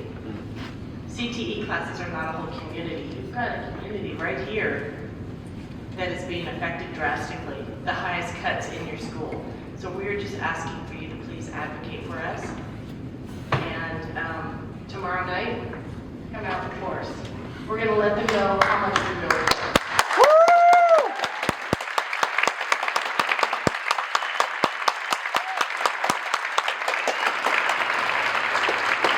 I wasn't planning on saying anything. I was just wanted to hide in the back, kind of embarrassed. I did want to thank you all for coming, and thank you to Mr. Schellenberg for allowing us a chance to ask questions.